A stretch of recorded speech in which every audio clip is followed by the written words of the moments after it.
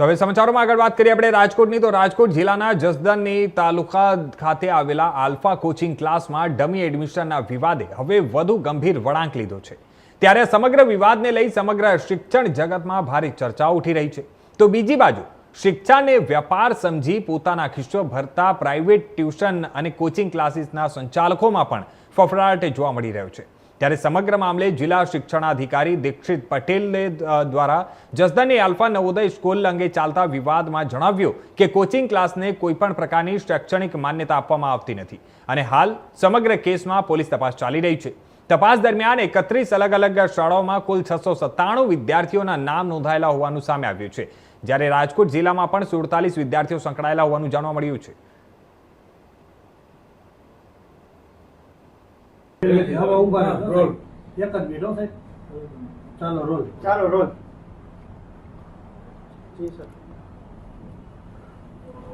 Alpha એ coaching class છે. Alpha એવી કોઈ સ્કૂલ છે જ નહીં. કોઈપણ કોચિંગ ક્લાસને શિક્ષણ તંત્ર દ્વારા કોઈપણ પ્રકારની મંજૂરી આપવામાં આવતી નથી અને શિક્ષણ તંત્ર દ્વારા મંજૂરી આપવામાં ન આવે હોય શિક્ષણ તંત્રને સીધું આમાં કોઈ તપાસનો રૂલ નહોતો. પોલીસ તંત્ર દ્વારા આની તપાસ કરવામાં આવી હતી અને જે વિદ્યાર્થીઓની યાદી પોલીસ તંત્ર દ્વારા અમને આપવામાં આવી હતી એ યાદીમાંથી અમે જે વિદ્યાર્થીઓ કઈ જગ્યાએ અભ્યાસ કરી રહ્યા હોય એનું સંશોધન કર્યું હતું. તેમાં જુદા જુદા જિલ્લાઓમાં આ વિદ્યાર્થીઓ અભ્યાસ કરી રહ્યા છે. શાળાઓમાં જુદી જુદી શાળાઓમાં વિદ્યાર્થીઓના નામ છે તેવું અમને જાણવા મળ્યું હતું. જે શાળાઓમાં એડમિશન ડમી એડમિશન કારણ કે ત્યાં હાજરી એની નથી બોલતી એડમિશન બોલે છે તો આને લઈને શિક્ષણ વિભાગ કોઈ કાર્યવાહી કરશે? બીજા જિલ્લાની અંદર શિક્ષણ વિભાગ તરીકે હું પોતે કોઈ એવી કાર્યવાહી ન કરી શકું, પરંતુ અમે નિયામક કચેરીમાં આ બાબતનો મેલ મોકલી આપેલો છે. નિયામક કચેરી દ્વારા બીજા જિલ્લાઓને આની જરૂરી સૂચનાઓ આપવામાં આવશે અને એના દ્વારા આગળની કાર્યવાહી થશે. કેટલી શાળાઓ આવી છે શહેર જિલ્લામાં? રાજકોટની વાત કરવામાં આવે આલ્ફા સ્કૂલ બાદ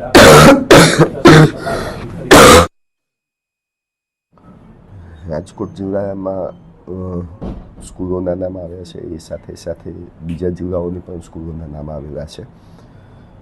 બધા જિલ્લાઓમાંથી દાખલા તરીકે અમદાવાદમાં 8 છે, અમરેલીમાં 95 વિદ્યાર્થીઓ છે, અરવલ્લીની અંદર 10 વિદ્યાર્થીઓ છે, કે સોમનાથના 48 વિદ્યાર્થીઓ છે, જુનાગઢના 29 વિદ્યાર્થીઓ છે. આમ જુદા જુદા જિલ્લાના જુદા જુદા વિદ્યાર્થીઓ આ જગ્યાએ ભણતા હતા. એમની પોતાની જે સ્કૂલ હશે એ સ્કૂલ ખાતે એમની હાજરીના જે પ્રશ્નો છે એ શિક્ષણ તંત્ર દ્વારા નિયામક કચેરી દ્વારા જુદા જુદા જિલ્લાઓને જે સૂચના મળશે ત્યારે એની ચકાસણી કરવામાં આવશે. સર, રાજકોટ શહેર જિલ્લાની જે સ્કૂલોના નામો આવ્યા છે તો એમને કોઈ નોટિસ અથવા તેમની સામે કોઈ કાર્યવાહી? એમની પહેલાં હાજરીની ચકાસણી અમારે કરવાની થાય, જે અમે અમારી રીતે કરી રહ્યા છીએ અત્યારે.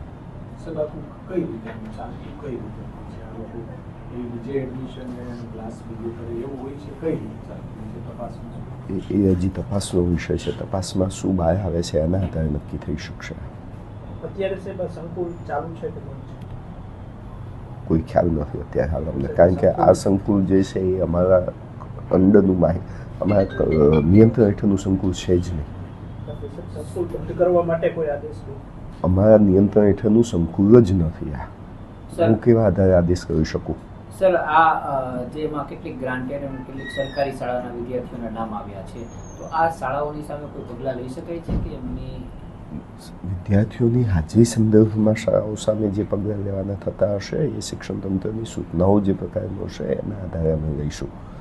સૌથી પહેલો મહત્વનો મુદ્દો એ છે કે આમાં વિદ્યાર્થીઓની હાજરી ખોટી રીતે પૂરાઈ હતી કે નહોતી પૂરાઈ એ ચકાસણીનો વિષય છે. રાજકોટ જિલ્લાની જ્યાં સુધી બાબત છે ત્યાં સુધી આ ચકાસણી અમે અમારી કક્ષાએથી કરી રહ્યા છીએ. અત્યારે તપાસ ચાલે છે તો ટ્યુશન ક્લાસ છે એને બંધ કરાવવા માટે કોઈ કાર્યવાહી થશે? શિક્ષણ વિભાગમાં અંડરમાં ટ્યુશન ક્લાસીસ આવતા જ નથી. હું વારંવાર રિપીટેડલી આ કહી રહ્યો. તો હાલ આ સમાચાર પર વધુ વિગતવાર વાત કરવા માટે અમારી સાથે જોડાઈ ગયા છે અમારા સંવાદદાતા પ્રતિક લીંબાણી. પ્રતિક, આપણે વાત કરીએ આજે સમગ્ર મામલો છે જ્યાં આ ડમી એડમિશનને લઈને હવે વિવાદો વધી રહ્યો છે. સૌથી પહેલા આપણે વાત કરીએ વિવાદ શું છે અને વિવાદ ક્યાંથી શરૂ થયો તેને લઈને સૌથી પહેલા આપ માહિતી આપો.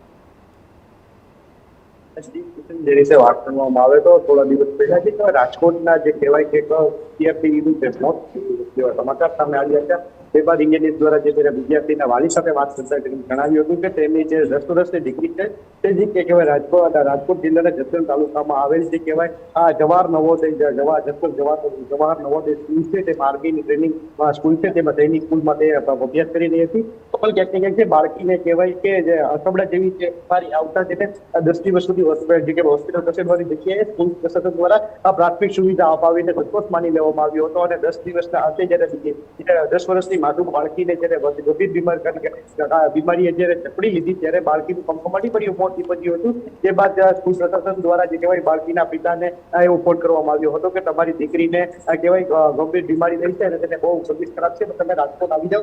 ત્યારે ક્યાંક ને ક્યાંક રાજકોટ આવતા જ બાળકી છે તે મોતને ભેટી હતી. ત્યારે પરિવારે આગમન થવાયો હતો. પરિવારમાં શોકનો માહોલ જોવા મળ્યો હતો. સમગ્ર બાબતે કહેવાય કે પરિવાર દ્વારા ગંભીર આક્ષેપો કરવામાં આવ્યા હતા સ્કૂલ પ્રશાસન ઉપર કે જે રીતે બાળકની દીકરી 10 વર્ષની હતી તેને સ્કૂલમાં અભ્યાસ માટે મોકલી હતી અને જે કહેવાય કે 6-8 મહિના પહેલા જેના પિતા દ્વારા હસ્તી રમતી દીકરીને જ્યારે અભ્યાસ અર્થે મોકલી હતી અને જે કહેવાય 6 મહિના બાદ જે દીકરી છે જેનો શબ્દ બાળક જેના પિતા દેતા કે પરિવાર છે તે શંકાનું મોજું ફરી વળ્યું હતું. સમગ્ર બાબતે જ્યારે પરિવાર દ્વારા જે કહેવાય કે રાજકોટ જિલ્લા શિક્ષણ અધિકારી સુશીલ પટેલને જાણ કરવામાં આવી હતી, લેખિત અરજી કરવામાં આવી હતી અને સમગ્ર પુરાવાઓ રજૂ કરવામાં આવ્યા હતા. જે બાદ કહેવાય રાજકોટ જિલ્લા શિક્ષણ અધિકારી પટેલ દ્વારા જે તપાસો ધમધમાટ શરૂ કરવામાં આવ્યો. તપાસ ધમધમાટના શરૂઆતમાં સ્કૂલની જે ગંભીર બેદરકારી છે તે સામે આવી હતી અને જે તેમાં એક અન્ય વસ્તુ પણ જાણવા મળી હતી અધિકારીને કે જે આ જે જસદણ જવાહર નવોદય સ્કૂલ છે જેમાં જે કહેવાય આલ્ફા જે કોચિંગ ક્લાસ ચલાવી છે તે કોઈ માન્યતા વગરના ક્લાસ છે તેને લઈ જે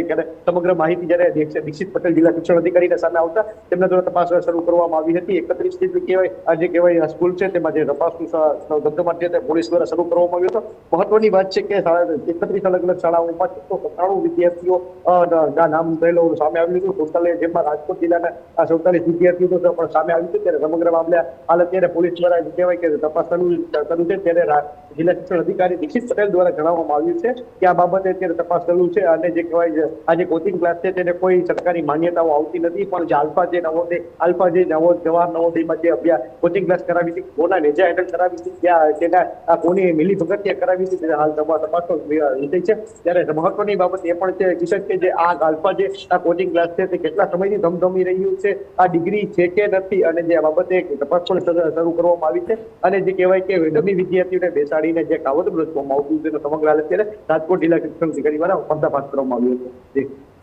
પ્રતિક, આજે આટલી મોટી ઘટના બની છે, હું ઓલવેઝ કહેતો આવ્યો છું જ્યારે પણ આ પ્રકારની કોઈ પણ બેદરકારી કે કોઈ પણ ઘટના ઘટે છે ત્યારે તંત્ર અને સરકાર તરફથી એક જ રટન રટવામાં આવે છે કે હવે અમે તપાસ જારી છે, તપાસ કરીશું અને જે ગુનેગારો હશે તેમને સજા ફટકારવામાં આવશે.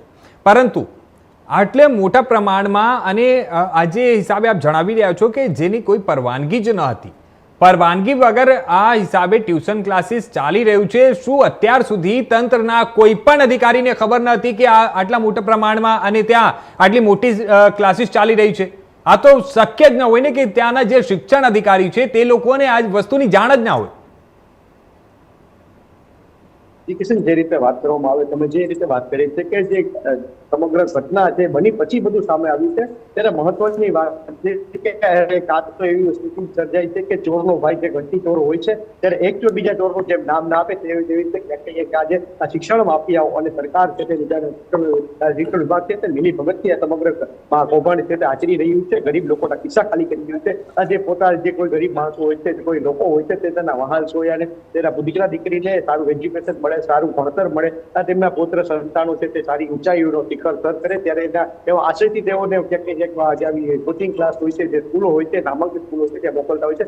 પણ આવી ગંભીર બેદરકારીના કારણે જ્યારે પરિવારના જે વહાલ સોયાનું મોત થાય છે ત્યારે પરિવારમાં ક્યાંક ગમગીનીનો માહોલ છવાઈ જતો હોય છે. ત્યારે સમગ્ર મામલે ત્યારે આ મામલો સામે આવ્યો હતો કે જે 10 વર્ષની દીકરીને તેના પરિવાર દ્વારા આર્મી સ્કૂલમાં જે મોકલવામાં આવી હતી અભ્યાસ સાથે, પણ 10 જે કહેવાય કે 8 મહિનાના અંતે જ તે બાળકી છે તે દીકરીએ મોતને ભેટતા ક્યાંક પરિવારમાં જે કહેવાય શોકનો માહોલ ફરી વળ્યો હતો.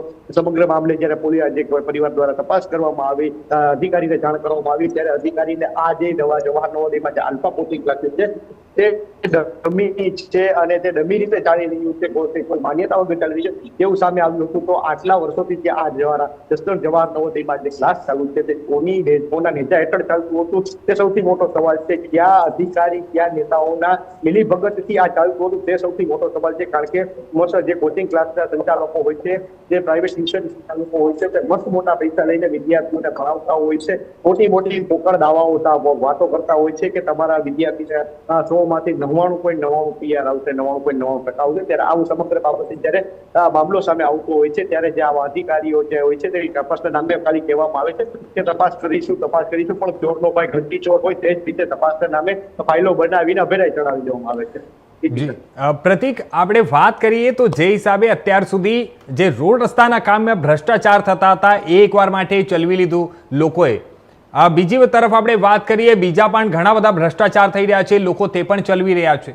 પરંતુ આ પ્રકારે જ્યારે વિદ્યાર્થીઓ સાથે ભ્રષ્ટાચાર અને ચેડાની વાત આવે ત્યારે સૌથી મોટો સવાલ એ છે કે આવનારા પેઢી માટે અને આવનારા સમય માટે જ્યારે આ લોકો અત્યારથી આવનારા ભવિષ્યને લઈને આટલા મોટા પ્રમાણમાં લોકો આપણે કહી શકીએ કે જે હિસાબે બેદરકારી આ લોકો દાખવી રહ્યા છે, આ બેદરકારી માટે જવાબદાર કોણ અને જે જવાબદાર હશે તે લોકોને શું સજા મળવી જોઈએ? આજે આ જનતા પણ એ જ, ત્યાંની જે પ્રજા છે તે પણ એ જ સવાલ પૂછી રહી છે અને આજે હું પણ એ જ સવાલ પૂછવા માંગુ છું કે આ જે પણ લોકો હશે, આ જે જિમ્મેદાર લોકો છે તે લોકોને કેવા પ્રકારની સજા ફટકારવામાં આવશે? પ્રતિક, સૌથી મોટો સવાલ આ જ છે અને આને લઈને આપ શું કહેશો?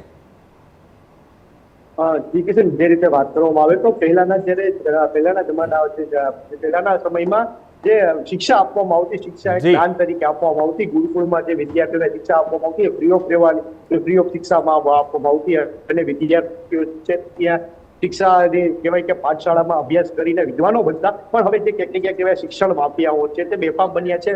પોતાના ખિસ્સા ભરવા, પોતાના સંતાનોને સારી રીતે લાઈફસ્ટાઈલ જીવવા, પોતાના પરિવારની સારી લાઈફસ્ટાઈલ જીવવા માટે મોટી લક્ઝરિયસ ગાડી જીવવા માટે કહેવાય કે ક્યાંક મોટી બિલ્ડિંગો ખડકી દેવામાં આવે છે, એસી ક્લાસમાં એસી લગાવી દેવામાં આવે છે, પ્રોજેક્ટર લાઇટો વડે કહેવાય ડેકોરેશન કરવામાં આવે છે, સુશોભનના ગાંઠિયા જેવી આજે કહેવાય કે આવી સ્કૂલો બનાવી દેવામાં આવે છે. અને આવી સ્કૂલો ખડકીને જે કહેવાય ગરીબ લોકો પાસેથી અને કહેવાય નિર્દોષ લોકો પાસેથી જો આ લોકો છે તે ખિસ્સા પૈસા ખંખેરતા હોય છે, લાખો રૂપિયાની ફીઓ છે તે લેતા હોય છે. ત્યારે આવી બાબતો થાય છે ત્યારે શિક્ષણ હવે જે કહેવાય કે પહેલાના જમાનામાં જે શિક્ષણ ફ્રીમાં આપવામાં આવતું, શિક્ષા દાન તરીકે આપવામાં આવતું, પણ હવે ક્યાંક આ શિક્ષા દાન નથી રહ્યું. શિક્ષા છે તે ખિસ્સા ભરવાનું કામ છે તે હવે આ શિક્ષણ માફિયાઓ કરી રહ્યા છે. ત્યારે આવા શિક્ષણ માફિયાઓ સામે ગુજરાત સરકારે કડકમાં કડક પગલા લેવા જોઈએ, આવને જેલ દેવા જોઈએ. કારણ કે આ લોકો જે શિક્ષાને પોતાનો ધર્મની જગ્યાએ જે કહેવાય કર્મ માનીને કહેવાય પૈસા કમાઈ રહ્યા છે, ગરીબ લોકોને લૂંટી રહ્યા છે, નિર્દોષ લોકોના બાળકોની સાથે જે કહેવાય અન્યાય કરી રહ્યા છે. ત્યારે આવા લોકો ઉપર ક્યાંક ગુજરાત સરકારે કડકમાં કડક કાર્યવાહી કરવી જોઈએ અને આવા શિક્ષણ માફિયાઓને પકડીને જેલના પાછળ ધકેલી દેવા જોઈએ. સાથે જ તેમની કેટલી સંપત્તિ છે તેની ઉપર ઈડી અને આઈટી સહિતની રેડો પડાવવી પડે. ત્યારે જ ખબર પડશે કે આ શિક્ષણ માફિયાઓ છે તે અત્યાર સુધીમાં કેટલો માલ પોતાના નીચે દબાવીને બેઠા છે, કેવી સ્થિતિમાં તે જગ્યાએ આવ્યા હતા અને શિક્ષણ ચાલુ કર્યા પછી અત્યારે હાલની સ્થિતિ કેવી છે. ત્યારે આવા અનેક સવાલો છે જે અત્યારે ગુજરાતની પ્રજા છે તે પૂછી રહી છે. ત્યારે જોવું રહ્યું કે હવે ગુજરાતની પ્રજાને અને જે કહેવાય 10 વર્ષની બાળકીના જે પરિવાર છે તેની વાલ ખોયું છે તેને ન્યાય મળે છે કે નહીં? ધન્યવાદ પ્રતિક, અમારી સાથે જોડાવા